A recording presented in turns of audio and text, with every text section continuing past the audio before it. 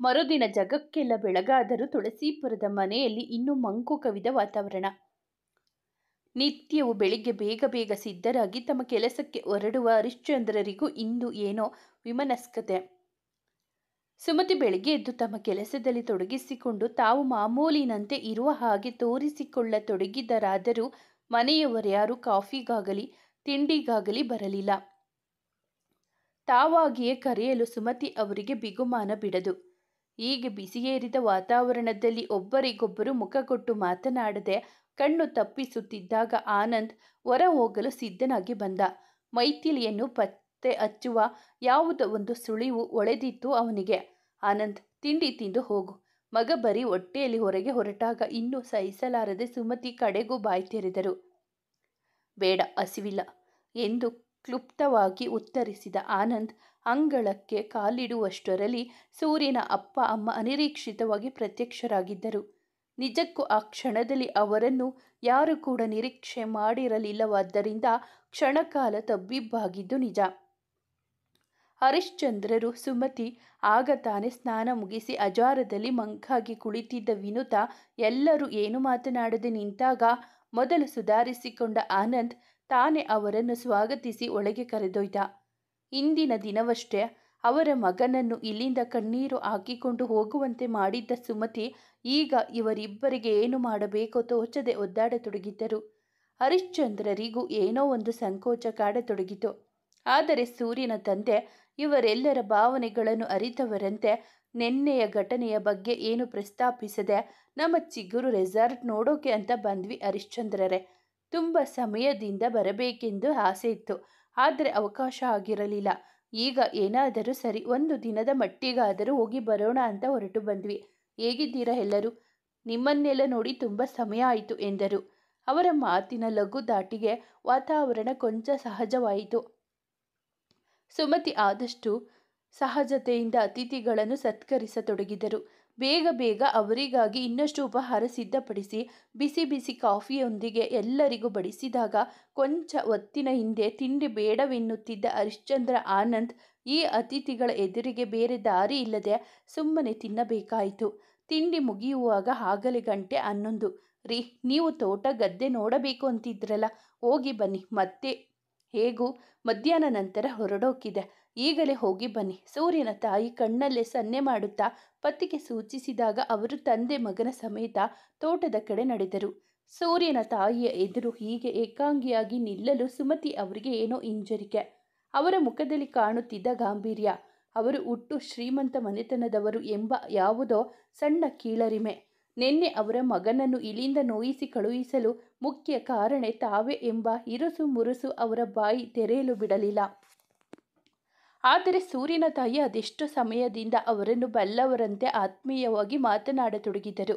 ಇವತ್ತು ಇಷ್ಟು ಬೆಳ್ಳಂಬೆಳಗ್ಗೆ ನಾವು ಇಲ್ಲಿಗೆ ಬಂದಿರೋ ಕಾರಣ ಏನು ಗೊತ್ತಿದೆಯಾ ಸುಮತಿಯವರೇ?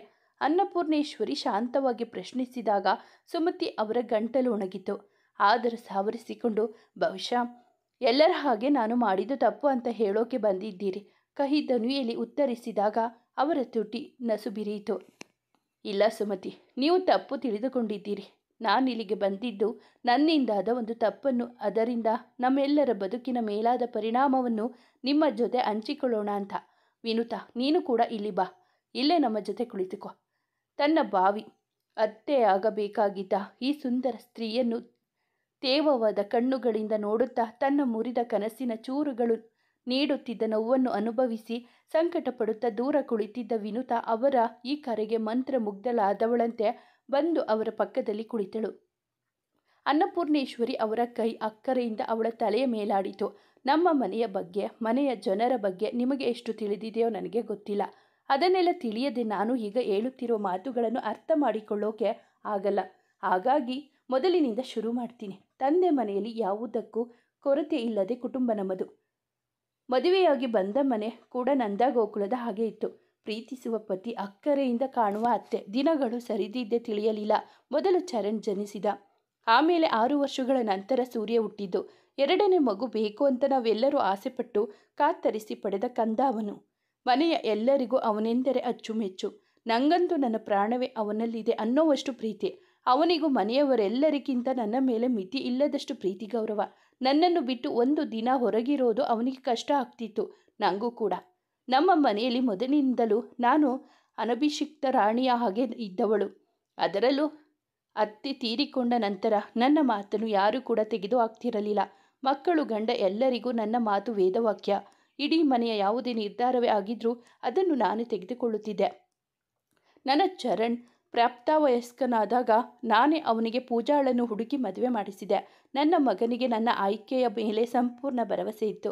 ನಿಜಕ್ಕೂ ಅವರಿಬ್ಬರು ಮೇಡ್ ಫಾರ್ ಈಚ್ ಅದರ್ ಅನ್ನೋ ಹಾಗೆ ಅದ್ಭುತ ಜೋಡಿ. ಮದುವೆಯಾದ ಇಷ್ಟು ವರ್ಷಗಳಲ್ಲಿ ಅವರಿಬ್ಬರು ತಮಾಷೆಯಾಗಿಯೂ ಜಗಳವಾಡಿದ್ದು ನೋಡಿಲ್ಲ ನಾನು. ಅಷ್ಟು ಹೊಂದಾಣಿಕೆ ಇದೆ ಅವರಲ್ಲಿ. ನನಗೆ ಅಂಟಿಕೊಂಡೆ ಬೆಳೆದ ಸೂರ್ಯ ಓದಿಗಾಗಿ ಮಹಾರಾಷ್ಟ್ರಕ್ಕೆ ಹೊರಟಾಗ ನನಗೆ ಹೇಳಲಾರದಷ್ಟು ಸಂಕಟವಾಗಿತ್ತು. ಅವನನ್ನು ನನ್ನ ಕಣ್ಣಿಂದ ದೂರ ಕಳಿಸುವುದು ನನ್ನ ಪಾಲಿಗೆ ಅತ್ಯಂತ ಸಂಕಟದ ವಿಷಯವಾಗಿತ್ತು. ಆದರೆ ಮುದ್ದಿನ ಮಗ ಜೀವನದಲ್ಲಿ ಮೊದಲ ಬಾರಿಗೆ ತನಗಾಗಿ ಏನೋ ಒಂದು ವಿಷಯದಲ್ಲಿ ಹಠ ಹಿಡಿದಾಗ ಬೇಡ ಅನ್ನೋಕೆ ಮನಸ್ಸಾಗದೆ ಒಲ್ಲದ ಮನಸ್ಸಿನಲ್ಲಿಯೇ ನಾನವನನ್ನು ಕಳುಹಿಸಿಕೊಟ್ಟಿದ್ದೆ. 2 ವರ್ಷಕ್ಕೆ ಹಿಂತಿರುಗಿ ಬರುವುದಾಗಿ ಹೇಳಿ ಹೋದ ಸೂರ್ಯನಿಗೋಸ್ಕರ ನಾನಿಲ್ಲಿ ಒಳ್ಳೊಳ್ಳೆ ಸಂಬಂಧ ನೋಡಿ ಕನಸು ಕಾಣ್ತಾ ಕಾಯ್ತಾ ಇದ್ದೆ. ಆದರೆ ಸೂರ್ಯ ಒಬ್ಬನೇ ಬರಲಿಲ್ಲ. ಅಲ್ಲಿ ಸೂರ್ಯನಿಗೆ ದಾಕ್ಷಿಣಿ ಅನ್ನೋ ಹುಡುಗಿ ಸಿಕ್ಕಿದ್ಲು. ಸೂರ್ಯನತ್ತ ಆಕರ್ಷಿತಳಾದ ಅವಳ ಮೇಲೆ ಸೂರ್ಯನಿಗೆ ಪ್ರೀತಿ ಹುಟ್ಟಿದ್ದಲ್ಲ.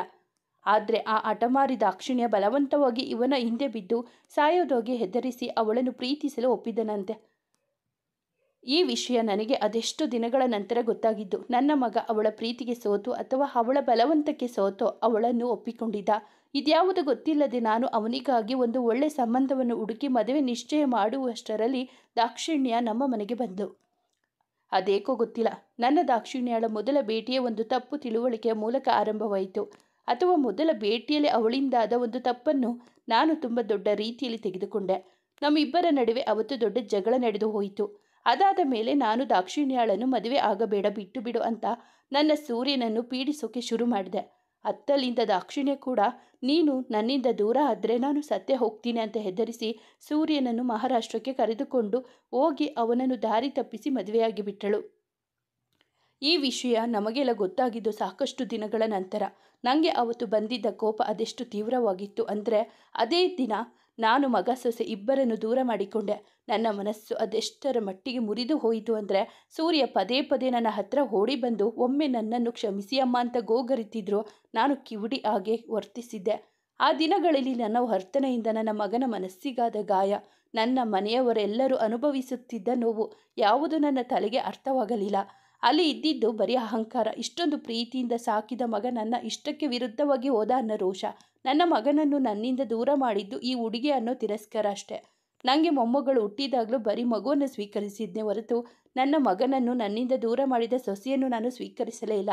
ಆಗಲೂ ಮಗ ಸೊಸೆ ಇಬ್ಬರಿಂದಲೂ ನಾನು ಅಂತರ ಕಾಪಾಡಿಕೊಂಡೆ. ನನ್ನ ಮನಸ್ಸಿನ ಬೆಂಕಿ ನನ್ನ ಮನೆಯನ್ನೇ ಸುಡುತ್ತಿದೆ ಅಂತ ಗೊತ್ತಾಗೋದ್ರಲ್ಲಿ ತುಂಬ ತಡವಾಗಿ ಹೋಗಿತ್ತು ಸುಮತಿ. ಇಡೀ 2 ವರ್ಷ ನನ್ನ ತಿರಸ್ಕಾರವನ್ನೇ ಕಂಡ ನನ್ನ ಸೊಸೆ ಅದೊಂದು ದಿನ ತನ್ನ ಮಗುವಿನ ಸಮೇತ ಈ ಲೋಕದಿಂದಲೇ ದೂರ ಹೊರಟು ಹೋದಳು. ನನಗೆ ಹಿಡಿದಿದ್ದ ಭೂತ ಅವತ್ತು ಬಿಟ್ಟು ಹೋಯಿತು.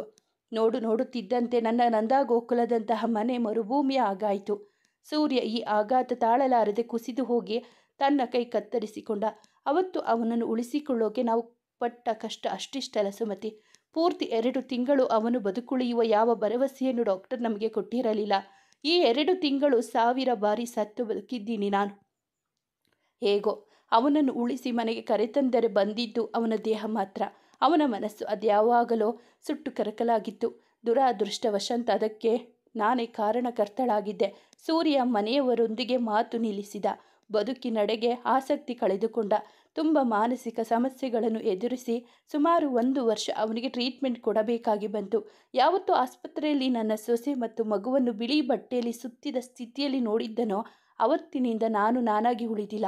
ನನ್ನ ಅರ್ಥವಿಲ್ಲದ ಅಹಂಕಾರ ಪ್ರತಿಷ್ಠೆಗಾಗಿ 2 ಜೀವಗಳು ಬಲಿಯಾದವು. ನನ್ನ ಕಾರಣಕ್ಕಾಗಿ ನಗುತ್ತಾ ಇದ್ದ ನನ್ನ ಕುಟುಂಬ ಸದಸ್ಯರು ನಗು ಮರೆಯೋ ಹಾಗಾಯಿತು.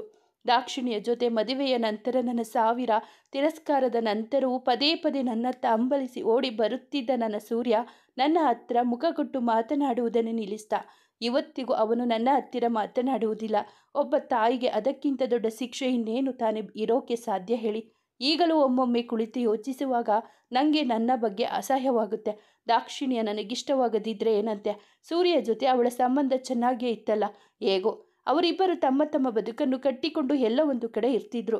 ಬರೀ ನನ್ನ ಸ್ವಾರ್ಥಕ್ಕಾಗಿ ಆ ಬಾಳಿ ಬದುಕಬೇಕಾದ ಮಕ್ಕಳಿಗೆ ಇಷ್ಟೊಂದು ನೋವು ಕೊಟ್ಟನಲ್ಲ ಅನ್ನೋ ನೋವು ಪ್ರತಿ ಕ್ಷಣವೂ ನನ್ನನ್ನು ಕಾಡುತ್ತೆ. ಹಾಗೆ ನನ್ನ ಮನೆಯಲ್ಲಿ ಏನೇ ತೊಂದರೆ ಬಂದರೂ, ನನ್ನ ಹಿರಿ ಮಗ ಸೊಸೆ ಮೊಮ್ಮಗನಿಗೆ ಏನೇ ಕೆಡುಕಾದರೂ ಅದು ದಾಕ್ಷಿಣ್ಯಳ ಕಣ್ಣೀರಿನ ತಾಪವೇನೋ ಅನಿಸುತ್ತೆ. ಹೀಗಿರುವಾಗಲೇ ನನ್ನ ಸೂರ್ಯನ ಇಲ್ಲಿ ತುಳಸೀಪುರಕ್ಕೆ ಕಳುಹಿಸಿದ್ದು ನಾವು. ಇಲ್ಲಿ ಬರೋವಾಗ ಅವನು ಬರೀ ಉಸಿರಾಡ್ತಿದ್ದ ಅಷ್ಟೆ. ಅವನಿಗೆ ಜೀವನದಲ್ಲಿ ಯಾವುದರ ಮೇಲೂ ಆಸಕ್ತಿ ಉಳಿದಿರಲಿಲ್ಲ. ಆದರೆ ಇಲ್ಲಿ ಲಿಚ್ಚಿಯನ್ನು ನೋಡಿದ ಕ್ಷಣದಿಂದ ಅವನಿಗೆ ಅವಳಲ್ಲಿ ತನ್ನ ಚಾರ್ವಿ ಕಾಣೋಕೆ ಶುರುವಾದ್ಲು. ತನ್ನ ಅಸಹಾಯಕತೆಯ ಕಾರಣದಿಂದ ತಾನು ಕಳೆದುಕೊಂಡ ಮಗಳನ್ನು ಲಿಚ್ಚಿಯಲ್ಲಿ ನೋಡುತ್ತಾ ಅವಳಿಗೆ ತನ್ನೆದೆಯಲ್ಲಿ ಬಚ್ಚಿಟ್ಟುಕೊಂಡಿರೋ ಮಮತೆಯನ್ನು ಕೊಡುತ್ತಾ ಅವನು ಬದುಕೋಕೆ ಕಾರಣ ಹುಡುಕಿಕೊಂಡ. ಹಾಗೆ ಮೈಥಿಲಿಯನ್ನು ಅವನು ಅಷ್ಟೊಂದು ಮೆಚ್ಚಿಕೊಂಡಿರುವುದಕ್ಕೆ ಅವನದೇ ಕಾರಣಗಳಿವೆ. ಎಲ್ಲೋ ಒಂದು ಕಡೆ ಆ ಹುಡುಗಿಯ ತಾಳ್ಮೆ, ಕುಟುಂಬದ ಮೇಲೆ ಅವಳಿಗಿರೋ ಪ್ರೀತಿ, ಏನೇ ಬಂದರೂ ಯಾರ ಮೇಲೂ ಅದರ ದೋಷ ಹೊರಿಸದೆ ತನ್ನೊಳಗೆ ಮುಚ್ಚಿಟ್ಟುಕೊಳ್ಳುವ ಅವಳ ಕ್ಷಮಾಗುಣ ಅವನನ್ನು ಆಕರ್ಷಿಸಿದೆ. ಬರೀ ಸೌಂದರ್ಯವನ್ನು ನೋಡೋದಾಗಿದ್ರೆ ಅವನು ಮೈಥಿಲಿಗೆ ಕೊಟ್ಟಿರೋ ಜಾಗ ವಿನುತಾಳದ್ದು ಆಗಿರಬಹುದಾಗಿತ್ತು. ಇಲ್ಲಿಗೆ ಬಂದು 2 ತಿಂಗಳಾಗುವಷ್ಟರಲ್ಲಿ ಅವನು ಒಂದು ಸಾರಿ ಮೈಸೂರಿಗೆ ಬಂದಿದ್ದ. ಆ 2 ತಿಂಗಳಲ್ಲಿ ಅವನ ಮುಖದ ನಗು ಮತ್ತೆ ಹಿಂತಿರುಗಿ ಬಂದಿದ್ದು ನೋಡಿ ನನಗೆ ಅದೆಷ್ಟು ಆನಂದವಾಗಿತ್ತು ಗೊತ್ತಾ. ಯಾವ ಟ್ರೀಟ್ಮೆಂಟ್, ಯಾವ ಸಮಾಧಾನಕ್ಕೂ ಸಿಕ್ಕಿರದ ನೆಮ್ಮದಿಯನ್ನು ನನ್ನ ಮಗನಿಗೆ ಕೊಟ್ಟವರು ಯಾರೇ ಆಗಿದ್ರೂ ಅವರನ್ನು ಶಾಶ್ವತವಾಗಿ ನನ್ನ ಮಗನ ಬದುಕಿಗೆ ಕರೆತಂದು ನಾನೇ ಹಾಳು ಮಾಡಿದ ಅವನ ಬದುಕನ್ನು ನಾನು ಸರಿ ಮಾಡಬೇಕು ಅಂತ ಆಸೆಪಟ್ಟಿದ್ದೆ. ಆದರೆ ಈಗ ಅದು ಅಸಾಧ್ಯ ಅನಿಸ್ತಿದೆ. ಯಾಕಂದರೆ ಸೂರ್ಯನನ್ನು ಪ್ರೀತಿಸ್ತಿದ್ರು ಅವನ ಬದುಕಿಗೆ ಬರಲು ಮೈಥಿಲಿ ಸಿದ್ಧಳಿಲ್ಲ. ಯಾಕಂದರೆ ನಿಮ್ಮ ಆಶೀರ್ವಾದದ ಹೊರತು ಅವಳಿಗೆ ಈ ಮದುವೆ ಬೇಕಿಲ್ಲ. ಹಾಗೆ ಇದರಿಂದ ವಿನುತಾಳ ಮನಸ್ಸಿಗೆ ನೋವಾಗುತ್ತೆ ಅನ್ನೋ ಕಾಳಜಿ ಬೇರೆ. ನನಗೆ ಆಶ್ಚರ್ಯ ಆಗ್ತಿದೆ ಸುಮತಿ. ಈಗಿನ ಕಾಲದಲ್ಲೂ ಇಂತಹ ಹೆಣ್ಣು ಮಕ್ಕಳು ಇರೋಕ್ಕೆ ಸಾಧ್ಯನಾ? ಅತ್ತೆಯ ಮೇಲೆ ಸಣ್ಣ ಸಣ್ಣ ವಿಷಯಕ್ಕೂ ಕೋಪಿಸಿಕೊಂಡು ಕೂಗಾಡುವ ಹೆಚ್ಚಿಗೆ ಏನಾದರೂ ಹೇಳಿದರೆ ಸೀದಾ ಪೊಲೀಸ್ ಕಂಪ್ಲೇಂಟ್ ಕೊಡುವ ಸೊಸೆಯಂದಿರು ಇರೋ ಈ ಕಾಲದಲ್ಲಿ ತನ್ನನ್ನು ಇನ್ನು ಸ್ವೀಕರಿಸದ ಅತ್ತೆಯ ಮಾತಿಗೆ ಬೆಲೆ ಕೊಟ್ಟು ತನ್ನ ಪಾಲಿನ ಸೌಭಾಗ್ಯವನ್ನು ಬಿಟ್ಟು ಹೊರಟಿರುವ ಮೈಥಿಲಿ ನನ್ನ ಪಾಲಿಗೆ ನಿಜಕ್ಕೂ ಒಂದು ವಿಸ್ಮಯವೇ. ನಿಜ ಹೇಳಿ ಸುಮತಿ, ನಿಮ್ಮ ಸೊಸೆ ಅಷ್ಟೊಂದು ಕೆಟ್ಟವಳ? ನಾನು ಅವಳನ್ನು ಇಲ್ಲಿ ತನಕ ನೋಡಿಲ್ಲ. ಆದರೆ ಅವಳ ಬಗ್ಗೆ ಕೇಳಿರೋ ಅಷ್ಟು ವಿಷಯಗಳಲ್ಲಿ ಅವಳು ಒಳ್ಳೆ ಹೃದಯದ ಹೆಣ್ಣು ಮಗಳು ಅನಿಸಿದೆ ನನಗೆ. ಸೂರ್ಯ ನಿಮ್ಮ ಮಗಳನ್ನು ಇಷ್ಟಪಡಲಿಲ್ಲ ಅನ್ನೋ ಕಾರಣಕ್ಕೆ ನೀವು ಮೈಥಿಲಿಯೊಂದಿಗಿನ ಅವನ ಸಂಬಂಧವನ್ನು ಒಪ್ಪುತ್ತಿಲ್ಲ. ಆದರೆ ಒಮ್ಮೆ ಯೋಚಿಸಿ ನೋಡಿ, ಹೀಗೆ ಮಾಡೋದ್ರಿಂದ ನಿಮಗೆ ಸಿಗೋದಾದ್ರೂ ಏನು? ಚಿಕ್ಕ ವಯಸ್ಸಿನಲ್ಲಿ ವಿಧವೆ ಪಟ್ಟ ಕಟ್ಟಿಕೊಂಡಿರೋ ಮೈಥಿಲಿ ತನ್ನ ಇಡೀ ಬದುಕನ್ನು ಸಂಘರ್ಷದ ಜೊತೆಗೆ ಕಳೀತಾಳೆ. ಪುಟ್ಟ ಮಗುಲಿಚ್ಚಿ ತನಗೆ ಸಿಗಬಹುದಾದ ತಂದೆಯ ಪ್ರೀತಿಯಿಂದ ವಂಚಿತಳಾಗ್ತಾಳೆ. ಇನ್ನು ನನ್ನ ಸೂರ್ಯ ಮತ್ತೆ ಮೊದಲಿನ ಹಾಗೆ ನೋವಿನ ಕೂಪಕ್ಕೆ ಜಾರಿ ಜೀವಹೀನ ಬದುಕುತ್ತಾನೆ. ಈ ಮೂವರ ಕಣ್ಣೀರಿನ ಜೊತೆ ಅದನ್ನು ನೋಡಲಾರದೆ ನಾವೆಲ್ಲ ಕಣ್ಣೀರಿಡೋ ಪರಿಸ್ಥಿತಿ ಬರುತ್ತೆ. ಇತ್ತ ನಿಮ್ಮ ಮನೆಯಲ್ಲೂ ಆನಂದ್, ನಿಮ್ಮ ಪತಿ ಇಬ್ಬರಿಗೂ ನಿಮ್ಮ ಈ ಕೆಲಸ ಇಷ್ಟವಾಗಿಲ್ಲ. ಅವರಿಬ್ಬರು ಇದೇ ಕಾರಣಕ್ಕೆ ನಿಮ್ಮಿಂದ ಕ್ರಮೇಣ ದೂರವಾಗುತ್ತಾರೆ. ಅದರಲ್ಲೂ ಆನಂದಂತೂ ನಿಮ್ಮನ್ನು ಯಾವತ್ತಿಗೂ ಕ್ಷಮಿಸಲಾರ. ಅವನ ತಾಳ್ಮೆಗೂ ಒಂದು ಮಿತಿ ಅಂತ ಇರುತ್ತೆ ಅಲ್ವಾ? ಯಾಕೆ ಹೇಳ್ತಿದ್ದೀನಿ ಅಂದರೆ, ಇದು ಈಗಾಗಲೇ ನನ್ನ ಮನೆಯಲ್ಲಿ ನನ್ನೊಂದಿಗೆ ನಡೆದ ಘಟನೆ. ನನ್ನ ಸೂರ್ಯ ಕೂಡ ನನ್ನ ತಪ್ಪುಗಳನ್ನು ಸಹಿಸಿ ಕಡೆಗೊಂದು ದಿನ ತಾಳ್ಮೆ ಕಳೆದುಕೊಂಡು ನನ್ನಿಂದ ದೂರವಾದ. ನಿಮಗೂ ಅಂತಹ ಪರಿಸ್ಥಿತಿ ಬೇಕಾ ಸುಮತಿ? ನಮ್ಮಿಂದಾಗಿ ಯಾರೊಬ್ಬ ಬದುಕು ಉದ್ಧಾರವಾಗುತ್ತೆ ಅಂದರೆ ಅದು ಆ ಭಗವಂತ ನಮಗೆ ನೀಡಿರೋ ಭಾಗ್ಯ ಅಂದುಕೊಳ್ಳೋದು ಒಳ್ಳೆಯದು. ನಾನು ನನ್ನ ಸೊಸೆಯ ಜೊತೆ ಕೆಟ್ಟದಾಗಿ ನಡೆದುಕೊಳ್ಳುತ್ತಿದ್ದಾಗ ಯಾರಾದರೂ ಒಬ್ಬರು ಬಂದು ನನಗೆ ಈ ರೀತಿ ಬಿಡಿಸಿ ಹೇಳಿದರೆ ನಾನು ಖಂಡಿತ ತಿದ್ದಿಕೊಳ್ಳುತ್ತಿದ್ದನೇನೋ. ಈಗ ನನ್ನ ಕಣ್ತೆರೆದು ಇನ್ನೊಬ್ಬ ವ್ಯಕ್ತಿ ನಾನು ಮಾಡಿರೋ ತಪ್ಪನೆ ಮಾಡ್ತಿರೋದನ್ನು ನೋಡಿಕೊಂಡು ಸುಮ್ಮನಿರೋಕೆ ಆಗಲಿಲ್ಲ ನನ್ನ ಕೈಲಿ. ಅದಕ್ಕೆ ಇಷ್ಟು ಬೆಳಗ್ಗೆ ಇಷ್ಟು ದೂರ ಪ್ರಯಾಣ ಮಾಡಿ ಬಂದೆ. ಒಮ್ಮೆ ನಿಮ್ಮ ಅಂತರಂಗದ ಒಳಗೆ ಹೊಕ್ಕು ನೋಡಿ ಸುಮತಿ. ಮೈಥಿಲಿಯನ್ನು ಅಷ್ಟೊಂದು ದ್ವೇಷ ಮಾಡೋಕೆ, ಅವಳ ಬದುಕಿನ ಬೆಳಕನ್ನು ಆರಿಸೋಕೆ ನಿಮಗೆ ಬಲವಾದ ಕಾರಣ ಇದೆಯಾ? ಹಾಗೆ ಇನ್ನೊಬ್ಬರ ಮನೆಯಿಂದ ಬಂದ ಆ ಹೆಣ್ಣು ಮಗಳು ಹಾಕೋ ಕಣ್ಣೀರು ನಾಳೆ ನಿಮ್ಮ ಮಕ್ಕಳ ಭವಿಷ್ಯದ ಮೇಲೆ ಕೆಟ್ಟ ಪರಿಣಾಮ ಬೀರಬಾರದಲ್ವಾ? ಒಂದು ಸಾರಿ ನಾನು ಆಡಿರೋ ಅಷ್ಟು ಮಾತನ್ನು ಪರಾಮರ್ಶೆ ಮಾಡಿ ನೋಡಿ. ನನಗೆ ಕಾಡುತ್ತಿರುವ ಪಾಪ ಪ್ರಜ್ಞೆ ಮುಂದೊಂದು ದಿನ ನಿಮಗೆ ಬಾರದಿರಲಿ ಅನ್ನೋ ಕಾಳಜಿ ನಂದು. ನಾನು ಸ್ವಲ್ಪ ಹೊರಗೆ ಸುತ್ತಾಡಿ ಬರ್ತೀನಿ. ಯಾಕೋ ದಾಕ್ಷಿಣ್ಯ ಕಣ್ಣೀರು ಸೂರ್ಯನ ಕತ್ತರಿಸಿದ ಕೈಯಿಂದ ಹರಿಯುತ್ತಿದ್ದ ರಕ್ತ ನನಗೆ ನೆನಪಾಗಿ ಹಿಂಸೆ ಆಗ್ತಿದೆ. ಅನ್ನಪೂರ್ಣೇಶ್ವರಿ ಕಣ್ಣು ಒರೆಸಿಕೊಳ್ಳುತ್ತಾ ಅಲ್ಲಿಂದ ಹೊರಟು ಹೋದಾಗ ಸುಮತಿ ಅವರ ಮಾತು ನಿಂತು ಹೋಗಿತ್ತು. ಅದೆಷ್ಟೊತ್ತಿನ ನಂತರ ಅವರು ತಮ್ಮ ಪತಿ ಆನಂದ್ ಮತ್ತು ಸೂರ್ಯನ ತಂದೆ ಸಮೇತ ಹಿಂತಿರುಗಿ ಬಂದಾಗ ಸುಮತಿ ಅವರ ಕಣ್ಣು ಹತ್ತು ಕೆಂಪಗಾಗಿತ್ತು. ಯಾರು ಆ ಬಗ್ಗೆ ಏನು ಮಾತನಾಡದೆ ಸುಮ್ಮನೆ ಊಟ ಮುಗಿಸಿದ ನಂತರ ಇವರಿಬ್ಬರು ಹೊರಟು ನಿಂತಾಗ ಅನ್ನಪೂರ್ಣೇಶ್ವರಿಯವರನ್ನು ದೇವರ ಮನೆಗೆ ಕರೆದು ಇದು ತಾಂಬೂಲ ನೀಡಿದ ಸುಮತಿ, ನಿಮ್ಮ ಮಾತು ನಿಜ. ಮೈಥಿಲಿ ಅಂದರೆ ನನಗೆ ಇಷ್ಟ ಇಲ್ಲ. ಆದರೆ ಅವಳು ಹಾಕು ಕಣ್ಣೀರಿನ ಶಾಪ ನನ್ನ ವಿನುತಾಗೆ ಆನಂದ್ಗೆ ತಗಲೋದು ಬೇಡ. ನನ್ನ ಕಣ್ಣ ಮುಂದೆ ನನ್ನ ಮಕ್ಕಳಿಗೆ ಏನಾದರೂ ತೊಂದರೆ ಆದರೆ ಅದನ್ನು ನನ್ನಿಂದ ಸಹಿಸೋಕ್ಕಾಗಲ್ಲ. ನನ್ನ ಮಗಳಿಗೆ ನಿಮ್ಮ ಮನೆಯ ಸೊಸೆಯಾಗೋ ಅದೃಷ್ಟ ಇಲ್ಲ. ಏನು ಮಾಡುವುದು, ಎಲ್ಲ ನಮ್ಮ ಹಣೆ ಬರಹ. ಆ ಮೈಥಿಲಿ ನಮ್ಮ ಮನೆಯಲ್ಲಿ ಇರೋವಷ್ಟು ದಿನ ನನ್ನ ಮಗ ನನ್ನ ಗಂಡ ಅವಳನ್ನು ವಹಿಸಿಕೊಂಡು ನನ್ನನ್ನು ನೋಯಿಸ್ತಾ ಇರುತ್ತಾರೆ. ಆ ಕೋಪಕ್ಕೆ ನಾನು ಮತ್ತೆ ಅವಳಿಗೆ ಏನಾದರೂ ಅನ್ನಬೇಕಾಗುತ್ತೆ. ಮತ್ತೆ ಅವಳ ಕಣ್ಣೀರು ಆರಂಭವಾಗುತ್ತೆ. ಇದೆಲ್ಲ ಬೇಡ ನನಗೆ. ನಿನ್ನೆಯಿಂದ ನನ್ನ ಯಜಮಾನರು ನನ್ನ ಮಗ ಇಬ್ಬರು ನನಗೆ ಮುಖ ಕೊಟ್ಟು ಮಾತಾಡ್ತಿಲ್ಲ. ಅವಳು ದೂರ ಹೋಗಿ ಎಲ್ಲಾದರೂ ಚೆನ್ನಾಗಿರಲಿ. ಅವಳು ವಾಪಸ್ ಬಂದ ಕೂಡಲೇ ಸೂರ್ಯನ ಜೊತೆ ಅವಳ ಮದುವೆ ಮಾಡಿ ಕಳುಹಿಸಿ ಬಿಡ್ತೀನಿ. ಸುಮತಿ ಅವರ ಧ್ವನಿ ಇನ್ನೂ ಕಹಿಯಾಗಿಯೇ ಇತ್ತು. ಸಂತಸ ತಾಳಲಾರದೆ ಅವರ ಕೈ ಹಿಡಿದು, ಅನ್ನಪೂರ್ಣೇಶ್ವರಿ, ನೀವು ನನ್ನ ಮನೆಯ ಬೆಳಕನ್ನು ನನಗೆ ಕೊಡೋಕೆ ಒಪ್ಪಿದ್ದೀರಾ ಸುಮತಿ? ಈ ನಿಮ್ಮ ಉಪಕಾರವನ್ನು ನಾನು ಯಾವತ್ತಿಗೂ ಮರೆಯೋದಿಲ್ಲ. ಇವತ್ತು ನಮ್ಮಿಬ್ಬರ ಪಾಲಿನ ಅಮೂಲ್ಯ ದಿನ. ನಾನು ನನ್ನ ತಪ್ಪನ್ನು ಸರಿ ಮಾಡಿಕೊಂಡೆ. ನೀವು ತಪ್ಪು ಮಾಡುವುದರಿಂದ ತಪ್ಪಿಸಿಕೊಂಡ್ರಿ. ಹಾಗೆ ನಿಮ್ಮ ವಿನುತಾಗೆ ಒಂದು ಒಳ್ಳೆಯ ಸಂಬಂಧವನ್ನು ಹುಡುಕಿ ಕೊಡುವ ಜವಾಬ್ದಾರಿ ನಂದು. ಅವಳ ಮನಸ್ಸು ತಿಳಿಯಾದ ಮೇಲೆ ಈ ವಿಷಯದಲ್ಲಿ ಮುಂದುವರಿಯೋಣ. ಆನಂದ್ನನ್ನು ನಾನು ಯಾವಾಗಲೂ ನನ್ನ ಮಗ ಅಂತಾನೆ ಭಾವಿಸಿದ್ದೀನಿ. ಈಗ ವಿನುತಾ ಕೂಡ ನನ್ನ ಮಗಳು ಅನ್ಕೊಂತೀನಿ ಎಂದಾಗ ಸುಮತಿ ಏನು ಹೇಳಲು ತೋಚದೆ ಸುಮ್ಮನೆ ನಕ್ಕರಷ್ಟೆ. ತುಳಸೀಪುರದಿಂದ ಒಪ್ಪಿಗೆ ಎಂಬ ಉಡುಗೊರೆ ಪಡೆದು ಹೊರಟು ನಿಂತ ಅನ್ನಪೂರ್ಣೇಶ್ವರಿ ವಿನುತಾ ಬಳಿ ನಡೆದು, ವಿನುತಾ, ಸೂರ್ಯ ಸಿಗಲಿಲ್ಲ ಅಂತ ಕೊರಗಬೇಡ. ನಿನ್ನಂತಹ ಹುಡುಗಿಗೆ ಸೂರ್ಯಗಿಂತಲೂ ಒಳ್ಳೆಯ ಹುಡುಗನನ್ನು ಪಡೆಯುವ ಅರ್ಹತೆ ಇದೆ.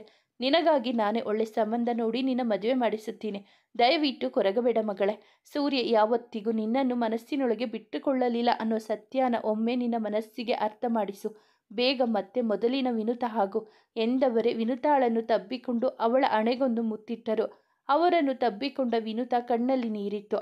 ಒಂದಷ್ಟು ದೂರ ಬಂದ ನಂತರ ಸೂರ್ಯನ ತಂದೆ ಆಶ್ಚರ್ಯ ತಾಳಲಾರದೆ ಕೇಳಿದರು, ಅದೇನು ಮ್ಯಾಜಿಕ್ ಮಾಡಿದೆ ಪೂರ್ಣ? ಆನಂದ್ ಅಮ್ಮ ತಾವಾಗೆ ಮದುವೆಗೆ ಒಪ್ಪಿಕೊಂಡರು ಎಂದಾಗ ಅನ್ನಪೂರ್ಣೇಶ್ವರಿ ತುಟಿಯಂಚಿನಲ್ಲಿ ನಗು. ಮ್ಯಾಜಿಕ್ ಇಲ್ಲ, ಏನೂ ಇಲ್ಲ. ನಾನು ಅವರ ರೂಟ್ನಲ್ಲಿ ಹೋಗಿ ಅವರನ್ನು ಸಿಕ್ಕಿಸಿ ಆಗ್ತೆ ಅಷ್ಟೆ. ಅವರು ಯಾವ ಶಾಪ ಕಣ್ಣೀರಿನ ಎದುರಿಗೆ ಹುಟ್ಟಿಸಿ ಮೈಥಿಲಿಯನ್ನು ಸೂರ್ಯನಿಂದ ದೂರ ಮಾಡಿದ್ರೋ ಅದೇ ಶಾಪ ಕಣ್ಣೀರಿನ ಹೆದರಿಕೆಯನ್ನು ಅವರ ಮನಸ್ಸಲ್ಲಿ ನಾನು ಹುಟ್ಟು ಹಾಕ್ತೆ ಅಷ್ಟೆ. Simple psychology. ನಿನ್ನೆ ರಾತ್ರಿ ಆನಂದ್ ಫೋನ್ ಮಾಡಿದ ನಂತರ ಸೂರ್ಯ ಅಳುವಿನ ಮಧ್ಯದಲ್ಲಿ ಬಡಬಡಿಸುತ್ತಿದ್ದ ಮಾತುಗಳನ್ನು ನಾನು ಕೇಳಿಸಿಕೊಂಡೆ. ಆಮೇಲೆ ಪೂಜಾ ಹತ್ರ ಮಾತನಾಡಿ ಅವಳು ತುಳಸೀಪುರದಲ್ಲಿ ಇದ್ದಾಗ ಗಮನಿಸಿದ ವಿಷಯ ಹಾಗೆ ಸೂರ್ಯ ಈ ಮೊದಲು ಅವಳ ಹತ್ತಿರ ಶೇರ್ ಮಾಡಿಕೊಂಡಿದ್ದ ಸಂಗತಿಗಳನ್ನು ಕೇಳಿ ತಿಳ್ಕೊಂಡೆ. ಆಗ ಸುಮತಿಯವರ ಸ್ವಭಾವ ಮನಸ್ಥಿತಿ ನನಗೆ ಸೂಕ್ಷ್ಮವಾಗಿ ಅರ್ಥವಾಗಿತ್ತು. ಅವರನ್ನು ಒಳ್ಳೆ ರೀತಿಯಲ್ಲಿ ಕನ್ವಿನ್ಸ್ ಮಾಡೋದು ಯಾರಿಂದಲೂ ಸಾಧ್ಯವಿಲ್ಲ. ಅದಕ್ಕೆ ಅವರ ರೀತಿಯಲ್ಲಿ ಯೋಚಿಸಿ ಅವರ ರೀತಿಯಲ್ಲಿ ಮಾತನಾಡಿ ನೀವು ಮಾಡಿರೋ ತಪ್ಪಿನ ಪ್ರತಿಫಲ ನಿಮ್ಮ ಕಣ್ಣ ಮುಂದೆ ನಿಮ್ಮ ಮಕ್ಕಳಿಗೆ ಸಿಗುತ್ತೆ. ಆಗ ನೀವು ಪಶ್ಚಾತ್ತಾಪ ಪಟ್ಟರೂ ಏನು ಪ್ರಯೋಜನ ಇಲ್ಲ ಅಂತೆ. ಹಾಗೆ ಆನಂದ್ ನಿಮ್ಮನ್ನು ಯಾವತ್ತೂ ಕ್ಷಮಿಸೋದಿಲ್ಲ. ನಿಮ್ಮಿಂದ ಅವನು ಶಾಶ್ವತವಾಗಿ ದೂರ ಆಗೋ ಸಾಧ್ಯತೆ ಇದೆ ಅಂತ ಸ್ವಲ್ಪ ಎದುರಿಸಿದೆ. ಟು ಬಿ ಆನೆಸ್ಟ್, ನನ್ನ ಈ ಟ್ರಿಕ್ಸ್ ಯಶಸ್ವಿಯಾಗುತ್ತೆ ಅಂತ ನನಗೆ ಭರವಸೆ ಇರಲಿಲ್ಲ. ಆದರೆ ಈಗ ಗೊತ್ತಾಯಿತು. I touched right nerve. ನಾನು ಸರಿಯಾದ ತುಂತುವನ್ನೇ ಮೀಟಿದ್ದೀನಿ ಅಂತ. ಸುಮತಿ ಮೈಥಿಲಿಯ ಖುಷಿಗಾಗಿ ಅಲ್ಲದಿದ್ದರೂ ತನ್ನ ಮಕ್ಕಳ ಕ್ಷೇಮಕ್ಕಾಗಿ ಮೈಥಿಲಿಯನ್ನು ನೋಯಿಸದೆ ಇರೋಕೆ ಸಿದ್ಧರಾದರು. ಸೂರ್ಯನ ತಂದೆ ತೆರೆದ ಬಾಯಿ ಆಶ್ಚರ್ಯದಿಂದ ತೆರೆದೇ ಇತ್ತು. ಒಂದು ವೇಳೆ ಅವರು ನಿನ್ನ ಮಾತಿಗೆ ಒಪ್ಪದೆ ತಮ್ಮ ಹಠವನ್ನೇ ಮುಂದುವರಿಸಿದ್ದರೆ ಏನು ಮಾಡುತ್ತಿದ್ದೆ? ಅವರ ಹತ್ರ ಕೈ ಮುಗಿದು ಬೇಡಿಕೊಳ್ಳುತ್ತಿದ್ದೆ. ನನ್ನ ಸೂರ್ಯನ ಬದುಕಿನ ಖುಷಿಗಾಗಿ ನಾನು ಏನು ಬೇಕಾದರೂ ಮಾಡೋಕ್ಕೆ ಸಿದ್ಧ. ಅವರ ಮಾತು ಅವರ ಮಾತೃತ್ವದ ಪ್ರತೀಕವಾಗಿತ್ತು. ಅಂದು ಕಾಫಿ ಶಾಪ್ನಲ್ಲಿ ಅಂಬಿಕಾಳ ಎದುರು ಕುಳಿತಿದ್ದ ಸೂರ್ಯನ ತಳಮಳ ಮೇರೆ ಮೀರಿತ್ತು. ಅಂದಿಗೆ ಮೈಥಿಲಿಯನ್ನು ನೋಡಿ 7-8 ದಿನಗಳಾಗಿತ್ತು. ನಡುವೆ ತನಗೆ ತಿಳಿದ ಕೆಲವು ಸತ್ಯಗಳು, ಆನಂದ್ ಅಮ್ಮನ ನಿರ್ದಯತೆ, ಮೈಥಿಲಿಯ ಅಸಹಾಯಕತೆಯಿಂದ ಹುಟ್ಟಿದ ದೂರವಾಗುವ ನಿರ್ಧಾರ ಎಲ್ಲವೂ ತಲೆಯ ತುಂಬಿಕೊಂಡು ಮನದ ಶಾಂತಿ ದೂರಾಗಿ ಈಗ ತನ್ನ ನೆಮ್ಮದಿಯನ್ನು ತಾನು ಹುಡುಕಲೇಬೇಕಾದ ಅನಿವಾರ್ಯತೆ ಉಂಟಾಗಿತ್ತು. ಹೇಳಿ ಅಂಬಿಕಾ, ನೀವು ಮೈಥಿಲಿಯ ಪರಿಚಯ ಆದ ದಿನದಿಂದ ಇಲ್ಲಿಯವರೆಗೆ ನಡೆದ ಎಲ್ಲ ಘಟನೆಗಳನ್ನು ನನಗೆ ಹೇಳಿ.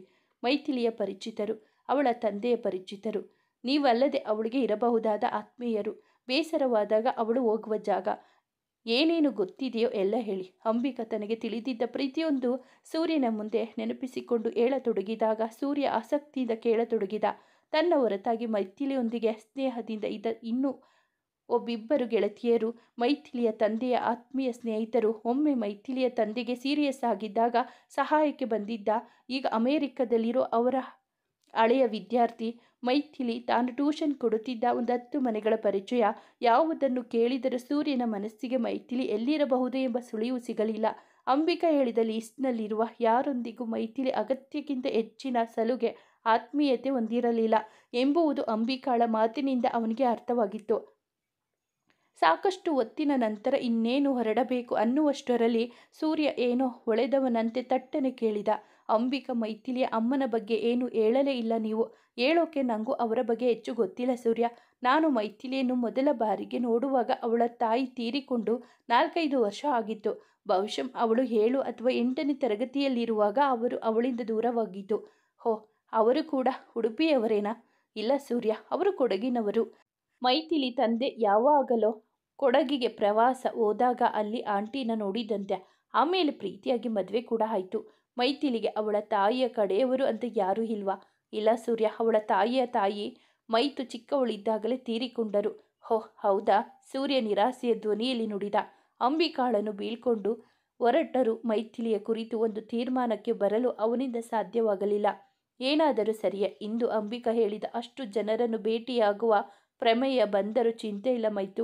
ನಾನು ನಿನ್ನನ್ನು ಹುಡುಕಿಯೇ ಸಿದ್ಧ. ಏನೇನೋ ಯೋಚನೆಗಳಿಂದ ಮನೆ ಸೇರುವ ಸ್ವಲ್ಪ ಮುನ್ನ ಮತ್ತೆ ಅಂಬಿಕಾಳ ಫೋನ್. ಸೂರ್ಯ ಮಧ್ಯಾಹ್ನ ಒಂದು ವಿಷಯ ಹೇಳೋದು ಮರೆತೇ ಹೋದೆ ಮೈತು. ಒಮ್ಮೆ ಯಾವಾಗಲೋ ಅವಳ ತಾಯಿಯ ಬಗ್ಗೆ ಒಂದಿಷ್ಟು ವಿಷಯ ಹೇಳಿದ್ಲು, ಈಗ ನೆನಪಾಯಿತು. ಹೇಳಿ ಅಂಬಿಕಾ, ಸೂರ್ಯ ಕಾತರದ ಧ್ವನಿಯಲ್ಲಿ ಕೇಳಿದ. ಮೈಥಿಲಿಯ ತಾಯಿ ಕೊಡಗಿನ ಕುಶಾಲನಗರದವರು. ಮದುವೆಯಾದ ನಂತರ ತಮ್ಮ ತಾಯಿಯನ್ನು ತಮ್ಮೊಂದಿಗೆ ಉಡುಪಿಗೆ ಕರೆತಂದರು. ವಯಸ್ಸಾದ ಅವರನ್ನು ನೋಡಿಕೊಳ್ಳೋಕೆ ಅಲ್ಲಿ ಯಾರೂ ಇರಲಿಲ್ಲ. ಆಮೇಲೆ ಒಂದಷ್ಟು ವರ್ಷಗಳ ನಂತರ ಮೈಥಿಲಿ ಅಜ್ಜಿ ತೀರಿಕೊಂಡ್ರು.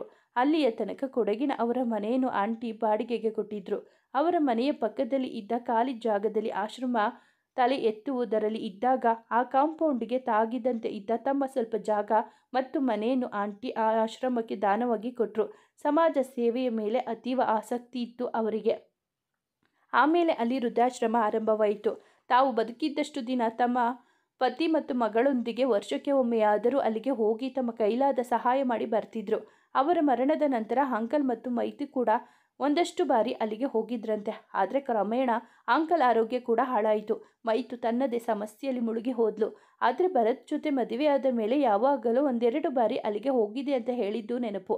ಆದರೆ ಭರತ್ ಮರಣದ ನಂತರ ತುಳಸೀಪುರಕ್ಕೆ ಶಿಫ್ಟ್ ಆದಮೇಲೆ ಅಲ್ಲಿಗೆ ಒಂದು ಸಾರಿನೂ ಹೋಗೋಕ್ಕಾಗಿಲ್ಲ. ಅದಕ್ಕೆ ಉಡುಪಿಯ ಮನೆಯಿಂದ ಸಿಗೋ ಬಾಡಿಗೆ ಹಣದಲ್ಲಿ ಸ್ವಲ್ಪ ಅಮೌಂಟ್ ಅವಳು ಕಳಿಸ್ತಿದ್ಲು. ಕೇಳುತ್ತಿದ್ದ ಸೂರ್ಯ ಮುಖ ಅರಳಿತು. ಅಂದು ರಾತ್ರಿ ಕುಶಾಲನಗರದ ಎಲ್ಲ ಆಶ್ರಮಗಳ ಮಾಹಿತಿ ಕಲೆ ಹಾಕಿದವನು ಮೈಥಿಲಿಯ ತಾಯಿ ಯಾವ ವರ್ಷದಲ್ಲಿ ಆ ಮನೆಯನ್ನು ನೀಡಿರಬಹುದು ಅಂದಾಜಿನಲ್ಲಿ ಯೋಚಿಸಿದಾಗ ಅವನ ಕಣ್ಣಿಗೆ ಬಿದ್ದಿದ್ದು ತೊಟ್ಟಿಲು ಅಬಲಾಶ್ರಮ. ವಯಸ್ಸಾದ ಅನಾಥ ಜೀವಗಳಿಗೆ ಆಶ್ರಯ ನೀಡುವ ತಾಣ.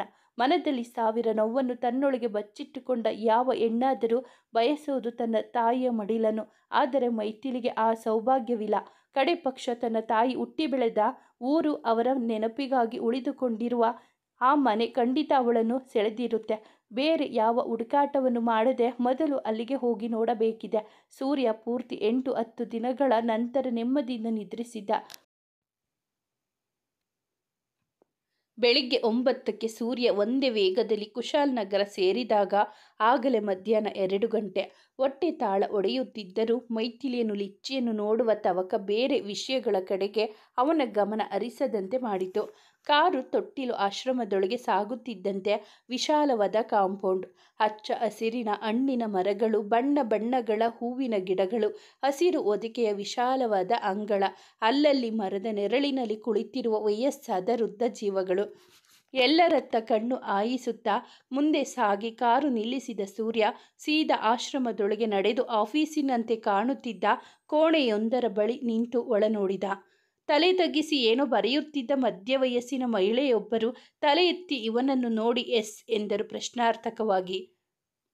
ಮೈಥಿಲಿ ಇಲ್ಲಿರುವ ಖಚಿತತೆಯೇ ಇಲ್ಲವಾದರೂ ಸೂರ್ಯ ದೃಢವಾದ ಧ್ವನಿಯಲ್ಲಿ, ಹಲೋ ಮ್ಯಾಮ್, ನಾನು ಸೂರ್ಯ, ಮೈಥಿಲಿಯವರನ್ನು ನೋಡಬೇಕಿತ್ತು ಅಂದ. ಎದುರಿದ್ದ ಮಹಿಳೆಯ ಪರೀಕ್ಷಾರ್ಥಕ ದೃಷ್ಟಿ ಕಂಡು, ನಾನು ಅವರ ಸ್ನೇಹಿತ, ಕೊಡಗಿಗೆ ಬಂದಿದ್ದೆ, ಹಾಗೆ ಅವರನ್ನು ನೋಡಿ ಹೋಗೋಣ ಅಂತ ಬಂದೆ ಎಂದ. ಸ್ವಲ್ಪ ಹೊತ್ತು ಸುಮ್ಮನಿದ್ದ ಆಕೆ, ಇಲ್ಲೇ ವೆಯ್ಟ್ ಮಾಡಿ ಎಂದವರೇ ಎದ್ದು ಒಳಗಡೆದಾಗ ಸೂರ್ಯ ಖುಷಿಯಿಂದ ಕುಣಿದಾಡದೊಂದು ಬಾಕಿ. ತನ್ನ ಊಹೆ ಸರಿಯಾಗಿ ತನ್ನ ಮೈತು ಇಷ್ಟು ಬೇಗ ಸಿಕ್ಕಿದ್ದು ಅವನಿಂದ ಇನ್ನೂ ನಂಬಲಾಗುತ್ತಿಲ್ಲ. ಮೇಲೆ ನೋಡಿ ಕೈ ಮುಗಿದು ಆ ಕಾಣದ ದೇವರಿಗೆ ಕೃತಜ್ಞತೆ ಸಲ್ಲಿಸುವಾಗ ಅವನ ಕಣ್ಣಂಚು ತುಂಬಿ ಬಂದಿತ್ತು. ಹೆಚ್ಚು ಕಡಿಮೆ 10 ದಿನಗಳ ಚಡಪಟಿಕೆಯ ನಂತರ ತನ್ನ ಪ್ರೀತಿಯ ಜೀವಗಳನ್ನು ನೋಡುವ ಅವಕಾಶ ಇನ್ನೇನು ಕೆಲವೇ ಕ್ಷಣದಲ್ಲಿ ಸಿಗಲಿತ್ತು. ಕಾತುರದಿಂದ ಬಾಗಿಲತ್ತ ನೋಡುತ್ತಾ ನಿಂತಿದ್ದ ಸೂರ್ಯನಿಗೆ ಒಂದೊಂದು ಕ್ಷಣವೂ ಒಂದೊಂದು ಯುಗದಂತೆ ಭಾಸವಾಗತೊಡಗಿತು. ಕೊನೆಗೂ ಅವನ ಚಡಪಟಿಕೆಗೆ ಉತ್ತರವೆಂಬಂತೆ ಮೈಥಿಲಿ ಕೋಣೆಯ ಬಾಗಿಲಲ್ಲಿ ಪ್ರತ್ಯಕ್ಷಳಾದಾಗ ಸೂರ್ಯನನ್ನು ಇಷ್ಟು ಬೇಗ ಇಲ್ಲಿ ಕಂಡ ಅವಳ ಕಣ್ಣಲ್ಲಿ ಆಶ್ಚರ್ಯ, ಜೊತೆಗೆ ತನ್ನ ಪ್ರೀತಿಯ ಹುಡುಗನನ್ನು ಕಂಡ ಖುಷಿ, ಅವನ ನೇರ ನೋಟಕ್ಕೆ ಲಜ್ಜೆ, ಜೊತೆಗೆ ಏನೋ ಗಾಬರಿ. ಅವಳತ್ತಲೇ ನೋಡುತ್ತಿದ್ದ ಸೂರ್ಯನ ಸ್ಥಿತಿಯು ಇದಕ್ಕಿಂತ ಭಿನ್ನವಾಗಿಲ್ಲ. ಕೈ ಜಾರಿ ಹೋದ ಅಮೂಲ್ಯ ರತ್ನ ಮತ್ತೆ ಸಿಕ್ಕ ಖುಷಿ, ತನಗೆ ಹೇಳದೆ ಕೇಳದೆ ದೂರ ಹೋಗಿ ತನ್ನನ್ನು ಇಷ್ಟು ಸತಾಯಿಸಿದ್ದಕ್ಕಾಗಿ ಕೋಪ, 10 ದಿನದಲ್ಲಿ ಅರ್ಧ ಇಳಿದು ಹೋಗಿದ್ದ ಅವಳ ಸ್ಥಿತಿ ಕಂಡು ಸಂಕಟ. ಅವಳತ್ತ ಮಿಶ್ರಭಾವಗಳೊಂದಿಗೆ ನೋಡುತ್ತಿದ್ದವನ ಮೈ ಸೂಕ್ಷ್ಮವಾಗಿ ಕಂಪಿಸತೊಡಗಿದರೆ ಕಂಗಳಲ್ಲಿ ಧಾರಾಕಾರ ಕಣ್ಣೀರು. 2 ಹೆಜ್ಜೆ ಕೋಣೆ ಒಳಗಿಟ್ಟ ಮೈಥಿಲಿ ಸೂರ್ಯ ಎಂದಳಷ್ಟೆ. ಆ ಕ್ಷಣ ಸೂರ್ಯನಿಗೆ ತಾನೆಲ್ಲಿರುವನೆಂಬ ವಾಸ್ತವ ಮರೆತು ಹೋಗಿತ್ತು. ಒಂದೇ ಉಸಿರಿನಲ್ಲಿ ಅವಳತ್ತ ಧಾವಿಸಿದವನೇ ಅವಳನ್ನು ತನ್ನತ್ತ ಸೆಳೆದುಕೊಂಡು ಇನ್ನೆಂದು ಅವಳನ್ನು ತನ್ನಿಂದ ದೂರವಾಗಲು ಬಿಡಲಾರೆ ಎಂಬಂತೆ ಬಿಗಿಯಾಗಿ ತಬ್ಬಿಕೊಂಡ. ಯಾಕೆ ಹೀಗೆ ಮಾಡಿದೆ ಮೈತು? ನನ್ನ ಜೀವ ನಿಮ್ಮಿಬ್ಬರ ಕೈಲಿದೆ ಅಂತ ಗೊತ್ತಿದ್ದು ಹೇಗೆ ಹೇಳದೆ ಕೇಳದೆ ನನ್ನಿಂದ ದೂರ ಆಗಬಹುದಾ ನೀನು? ನಾವಿಬ್ಬರು ಒಬ್ಬರಿಗೊಬ್ಬರು ಸ್ವಂತ ಅಂತ ಒಪ್ಪಿಕೊಂಡ ಮೇಲೆ ನಮ್ಮಿಬ್ಬರ ದುಃಖ ನೋವು ಕೂಡ ಒಬ್ಬರಿಗೊಬ್ಬರ ಸ್ವಂತ ಅಲ್ವಾ? ಎಲ್ಲ ನೋವನ್ನು ನೀನೊಬ್ಬಳೆ ಅನುಭವಿಸಿ ನನ್ನನ್ನು ನನ್ನ ಪ್ರೀತಿಯನ್ನು ಪರಕೀಯ ಮಾಡೋಕೆ ಅಂತ ಹೀಗೆಲ್ಲ ಮಾಡಿದ್ಯಾ? I hate you Maithu. ಮೈ ಮೇಲೆ ಪ್ರಜ್ಞೆ ಇಲ್ಲದವನಂತೆ ತನ್ನಲ್ಲೇ ಬಡಬಡಿಸುತ್ತಾ ತನ್ನ ಇಷ್ಟು ದಿನಗಳ ಹತಾಶೆ, ಕೋಪ, ನೋವನ್ನೆಲ್ಲ ಮುತ್ತಿನ ಮಳೆಯನ್ನಾಗಿಸಿ ತನ್ನ ಮುಖದ ತುಂಬ ಸುರಿಸುತ್ತಿದ್ದ ಸೂರ್ಯನ ಪರಿಗೆ ಅಂತಹ ಗಳಿಗೆಯಲ್ಲೂ ಮೈತುವಿನ ಮುಖ ಕೆಂಪು ಕೆಂಪಾಗಿ ಹೋಯಿತು. ಸೂರ್ಯ, ಬಿಡಿ, ಯಾರಾದರೂ ನೋಡ್ತಾರೆ. ಅವಳು ಕೊಸರಿಕೊಂಡರೆ ನೋಡಲಿ ಬಿಡು, ಕೋಪದಲ್ಲಿ ನುಡಿದ. ಸೂರ್ಯನ ಹಿಡಿತ ಮತ್ತಷ್ಟು ಬಿಗಿಯಾಗಿತ್ತು. ಬೇರೆ ದಾರಿ ಕಾಣದೆ ಸೂರ್ಯ, ನನಗೆ ಉಸಿರಾಡೋಕೆ ಆಗ್ತಿಲ್ಲ ಎನ್ನಬೇಕಾಯ್ತು ಅವನ ಹಿಡಿತದಿಂದ ಪಾರಾಗಲು. ಸೂರ್ಯ ತಕ್ಷಣ ತನ್ನ ಹಿಡಿತ ಸಡಿಲಿಸಿದ. ಅವನಿಂದ ಹಿಂದೆ ಸರಿದ ಮೈಥಿಲಿಗೆ ಸೂರ್ಯನ ಈ ಭಾವಾವೇಶದ ಪ್ರವಾಹ ಉಂಟು ಮಾಡಿದ ನಾಚಿಕೆಯಿಂದ ಹೊರಬರಲು ಕಷ್ಟವಾಯಿತು. ಆಡಲು 1000 ಮಾತುಗಳಿದ್ದರೂ ಆ ಕ್ಷಣದಲ್ಲಿ ಅವಳ ಬಾಯಿಂದ ಶಬ್ದವೂ ಹೊರಡಲಿಲ್ಲ. ಸೂರ್ಯ ಮೈಥಿಲಿಯತ್ತ ನೋಡಿದರೆ ಅವಳ ತಗ್ಗಿಸಿದ ತಲೆ, ಸಣ್ಣಗೆ ನಡುಗುತ್ತಿದ್ದ ಶರೀರ, ಕಂಪೇರಿದ ಮುಖ ಕಂಡು ತನ್ನ ಆವೇಶಕ್ಕೆ ತಾನೇ ಲಜ್ಜಿತನಾಗಿ, ಐ ಆಮ್ ಸಾರಿ ಮೈತು, ನಿನ್ನನ್ನು ಕಂಡ ಕೂಡಲೇ ನನ್ನ ಮೇಲೆ ನಿಯಂತ್ರಣ ತಪ್ಪಿ ಹೋಯಿತು, ಐ ಆಮ್ ರಿಯಲಿ ಸಾರಿ ಎಂದ ಧ್ವನಿಯಲ್ಲಿ ಪ್ರಾಮಾಣಿಕವಾದ ಕ್ಷಮಾಪಣೆ ಇತ್ತು. ನಿಧಾನವಾಗಿ ತಲೆ ಎತ್ತಿ ಅವನತ್ತ ನೋಡಿದ ಮೈಥಿಲಿಯ ಕಣ್ಣಂಚಿನಲ್ಲಿ ದುಮ್ಮಿಕ್ಕಲು ಸಿದ್ಧವಾದ ಕಣ್ಣೀರ ಜಲಪಾತ. ಅದೊಂದನ್ನು ಸಹಿಸಲು ಸೂರ್ಯನಿಗೆ ಸಾಧ್ಯವಿಲ್ಲ. ಮತ್ತೆ ಅವಳತ್ತ ಸರಿದು, ಪ್ಲೀಸ್ ಮೈತು, ಕಣ್ಣೀರು ಹಾಕಬೇಡ, ನನ್ನಿಂದ ನೋಡೋಕ್ಕಾಗಲ್ಲ ಪ್ಲೀಸ್ ಎನ್ನುತ್ತಾ ಅವಳ ಕಣ್ಣೀರು ತೊಡೆದ. ಮತ್ತೆ ಒಂದು ಹೆಜ್ಜೆ ಹಿಂದೆ ಸರಿದ ಮೈಥಿಲಿ, ಸೂರ್ಯ, ನಾನಲ್ಲಿ ಇರೋದು ನಿಮಗೆ ಹೇಗೆ ಗೊತ್ತಾಯಿತು ಎಂದಳು ಅಚ್ಚರಿಯ ಧ್ವನಿಯಲ್ಲಿ. ಒಂದು ಸಾರಿ ನನ್ನನ್ನು ಪ್ರೀತಿಸ್ತೀನಿ ಅಂತ ಒಪ್ಪಿಕೊಂಡ ಮೇಲೆ ನೀನು ಈ ಭೂಮಿ ಮೇಲೆ ಎಲ್ಲೇ ಇದ್ದರೂ ನಿನ್ನ ಹುಡುಕ್ತೀನಿ ಮೈತು. ಆದರೂ ನೀನು ಹೀಗೆ ಮಾಡಬಾರ್ದಿತ್ತು. 10 ದಿನ ನನ್ನನ್ನು ನೋಯಿಸಿ ನೀನು ಇಷ್ಟು ಕಣ್ಣೀರು ಹಾಕಿದ್ಯಲ್ಲ. ಸೂರ್ಯ ಅಕ್ಷಯ ಪಡೆಯಿಂದ ನುಡಿದಾಗ ಮೈಥಿಲಿಯ ಕಣ್ಣಲ್ಲಿ ಮತ್ತೆ ಚಿಲುಮೆ ಉಕ್ಕಿತು. ಐ ಆಮ್ ಸಾರಿ ಸೂರ್ಯ, ನಿಮ್ಮನ್ನು ಇಷ್ಟೆಲ್ಲ ನೋಯಿಸಿಬಿಟ್ಟೆ. ಆದರೆ ನಾನೇನು ಮಾಡಲಿ? ಈ ಜನ್ಮದಲ್ಲಿ ನಿಮ್ಮನ್ನು ಸೇರೋ ಭಾಗ್ಯ ನನಗಿಲ್ಲ ಅನಿಸುತ್ತೆ. ಏನೇನೋ ಕಾರಣಗಳಿವೆ, ಅದನ್ನೆಲ್ಲ ನಿಮಗೆ ಹೇಳೋಕ್ಕಾಗಲ್ಲ. ನಾನೇನು ಮಾಡಲಿ? ನೀನೇನು ಮಾಡೋದು ಬೇಡ ಮೈತು, ಸುಮ್ಮನೆ ನನ್ನ ಜೊತೆ ನಡಿ. ಅಲ್ಲಿ ನಿನಗಾಗಿ ಹೊಸ ಬದುಕು ಕಾಯುತ್ತಿದೆ. ಆದರೆ ನಾನು ನಿಮ್ಮ ಜೊತೆ ಬರಲಾರೆ ಸೂರ್ಯ. ಯಾಕೆ? ಅದನ್ನು ಹೇಳಲಾರೆ, ಕ್ಷಮಿಸಿ ಮೈತು. ಈ ಭೂಮಿ ಮೇಲೆ ನಿನ್ನಂತಹ ಸ್ಪೆಸಿಮನ್ ಒಂದೇ ಇರೋದಾ ಅಂತ ಅನುಮಾನ ನನಗೆ. ಮನದಲ್ಲಿ ಇಷ್ಟೆಲ್ಲ ನೋವು ಇಟ್ಕೊಂಡ್ರು ನಿನ್ನನ್ನು ನೋಯಿಸಿದವರ ಹೆಸರು ಹೇಳೋಕೆ ಸಿದ್ಧಳಾಗಿಲ್ಲ ನೀನು. ಆದರೆ ನಮಗೆಲ್ಲ ಗೊತ್ತಾಗಿದೆ ಮೈತು, ನೀನು ನನ್ನಿಂದ ಆನಂದ್ನಿಂದ ಮುಚ್ಚಿಟ್ಟ ಎಲ್ಲ ಸತ್ಯ ನಮಗೆ ತಿಳಿದು ಹೋಗಿದೆ. ಮೈಥಿಲಿ ಅವಕ್ಕಾದಳು. ಅವಳು ಹೊರಟು ಬಂದ ನಂತರ ನಡೆದ ಎಲ್ಲ ಘಟನೆಗಳನ್ನು ಸೂರ್ಯ ಸಂಕ್ಷಿಪ್ತವಾಗಿ ವಿವರಿಸಿದಾಗ ಮೈಥಿಲಿಯ ಮನದಲ್ಲಿ ಭಾವನೆಗಳ ನಾಟ್ಯ ತರಂಗ. ತನಗಾಗಿ ಇಷ್ಟೆಲ್ಲ ರಿಸ್ಕ್ ತೆಗೆದುಕೊಂಡ ದೇವಮ್ಮ, ತನಗಾಗಿ ತುಳಸೀಪುರಕ್ಕೆ ಬಂದು ತನ್ನ ಅತ್ತೆಯನ್ನು ಎದುರಿಸಿ ಅವರನ್ನು ಮದುವೆಗೆ ಒಪ್ಪಿಸಿದ ಸೂರ್ಯನ ಅಮ್ಮ, ತನಗಾಗಿ ಕಾದಿರುವ ಆನಂದ್, ತನ್ನ ಮಾವ. ಮೈಥಿಲಿಗೆ ಅದೆಲ್ಲ ಯಕ್ಷಣೆಯರ ಕಥೆಯಲ್ಲಿ ಬರುವ ಮ್ಯಾಜಿಕ್ನಂತೆ ಭಾಸವಾಗತೊಡಗಿತು. ಅದರಲ್ಲೂ ತನ್ನ ಅತ್ತೆ ತಾವೇ ಖುದ್ದಾಗಿ ಈ ಮದುವೆಗೆ ಸಮ್ಮತಿ ನೀಡಿದ್ದಾರೆ ಎಂದರೆ ಅವಳಿಂದ ನಂಬಲಾಗುತ್ತಿಲ್ಲ. ಆನಂದ್ಗೆ ಫೋನ್ ಮಾಡ್ತೀನಿ, ಅವನ ಹತ್ತಿರ ಮಾತನಾಡು, ಆಗ ನಿನಗೆ ನಂಬಿಕೆ ಬರುತ್ತೆ. ಆದರೆ ಅದಕ್ಕೂ ಮುನ್ನ ನನ್ನ ಲಿಚ್ಚಿ ಮರೀನ ನನಗೆ ತೋರಿಸು. ಅವಳನ್ನು ನೋಡದೆ, ಅವಳ ಬಾಯಿಂದ ಸುಯಾ ಅಂತ ಕರೆಸಿಕೊಳ್ಳದೆ ನನಗೆ ಹುಚ್ಚು ಹಿಡಿಯೋ ಹಾಗಾಗ್ತಿದೆ. ಎಲ್ಲಿ ನನ್ನ ಮುದ್ದು ಕಂದ? ಮಲಗಿದ್ದಾಳೆ ಸೂರ್ಯ, ಬನ್ನಿ ತೋರಿಸ್ತೀನಿ. ಮೈಥಿಲಿ ಅವನನ್ನು ಕೊಂಚ ಒಳಗೆ ಕರೆದೊಯ್ದು ಚಿಕ್ಕದಾದ ಕೋಣೆಯೊಂದರಲ್ಲಿ ಮಂಚದ ಮೇಲೆ ಮಲಗಿ ಗಾಢ ನಿದ್ರೆಯಲ್ಲಿದ್ದ ಲಿಚ್ಚಿಯನ್ನು ತೋರಿಸಿದಾಗ ಸೂರ್ಯನ ಕಣ್ಣು ತುಂಬಿ ಬಂತು. ಅವಳ ಪಕ್ಕದಲ್ಲಿ ಕುಳಿತು ಅವಳ ಕೆನ್ನೆಯನ್ನು ಮೃದುವಾಗಿ ನೆವರಿಸಿ, ಲಿಚ್ಚಿ ಮರಿ, I am you so much. ಎಲ್ಲ ಈ ನಿನ್ನ ಅಮ್ಮನಿಂದ ಆಗಿದ್ದು. ನನ್ನಿಂದ ನಿನ್ನನ್ನು ದೂರ ಕರ್ಕೊಂಡು ಬಂದು ಬಿಟ್ಟಿದ್ದಾಳೆ ನೋಡು. I love you my baby ಎಂದ ಅಕ್ಕರೆಯಿಂದ. ಅವನ ಸ್ಪರ್ಶಕ್ಕೆ ಅರೆ ಎಚ್ಚರವಾದ ಲಿಚ್ಚಿ ನಿದ್ದೆಗಣ್ಣಿನಲ್ಲೇ ಸೂರ್ಯನನ್ನು ನೋಡಿ ಕೆನ್ನೆ ಅರಳಿಸಿ ಸುಯಾ ಎಂದು ಅವನ ಬೆರಳು ಗಟ್ಟಿಯಾಗಿ ಹಿಡಿದು ಮತ್ತೆ ನಿದ್ರೆಗೆ ಜಾರಿದಳು. ತನ್ನ ಕಂದನಿಗೆ ಸೂರ್ಯ ಜೊತೆ ಬೆಸೆದಿರುವ ಈ ಮನೋಬಾಂಧವ್ಯದ ಗಟ್ಟಿತನ ಮೈಥಿಲಿಯನ್ನು ಅಚ್ಚರಿಗೊಳಿಸಿತು. ಸೂರ್ಯ ಅಲ್ಲೇ ಕುಳಿತು ಲಿಚ್ಚಿಯನ್ನು ಕಣ್ತುಂಬಿಕೊಳ್ಳುತ್ತಾ ಅವಳ ತಲೆ ನೆವರಿಸುತ್ತಾ ಅದೆಷ್ಟು ಹೊತ್ತು ಕುಳಿತೇ ಇದ್ದ. ಅಂದು ಸಂಜೆ ನಿದ್ರೆ ಮುಗಿಸುವ ತನಕ ತಾನು ಹಿಡಿದಿದ್ದ ಸೂರ್ಯನ ಬೆರಳನ್ನು ಬಿಡಲಿಲ್ಲ ಲಿಚ್ಚಿ. ಸೂರ್ಯ ಕೂಡ ತನ್ನ ಪುಟ್ಟ ಕಂದನ ಮುದ್ದು ಮುಖ ನೋಡುತ್ತಾ ಮೈ ಮರೆತು ಕುಳಿತಿದ್ದ. ಮುಂದುವರೆಯುವುದು. ಸ್ನೇಹಿತರೆ, ಈ ಕಥೆ ನಿಮಗೆ ಇಷ್ಟವಾಗಿದ್ದರೆ ದಯವಿಟ್ಟು ಒಂದು ಲೈಕ್ ಮಾಡಿ, ನಮ್ಮ ಚಾನಲನ್ನು ಸಬ್ಸ್ಕ್ರೈಬ್ ಆಗಿ ಪಕ್ಕದಲ್ಲಿರುವ ಬೆಲ್ ಬಟನ್ ಕ್ಲಿಕ್ ಮಾಡಿ, ನಿಮ್ಮ ಫ್ರೆಂಡ್ಸ್ ಆ್ಯಂಡ್ ಫ್ಯಾಮಿಲಿಗೆ ಕಥೆಯನ್ನು ಶೇರ್ ಮಾಡಿ. ನಿಮ್ಮ ಅನಿಸಿಕೆ ಅಭಿಪ್ರಾಯವನ್ನು ಕಾಮೆಂಟಲ್ಲಿ ತಿಳಿಸಿ. ಕಥೆಯನ್ನು ಕೇಳಿದ್ದಕ್ಕಾಗಿ ಧನ್ಯವಾದಗಳು.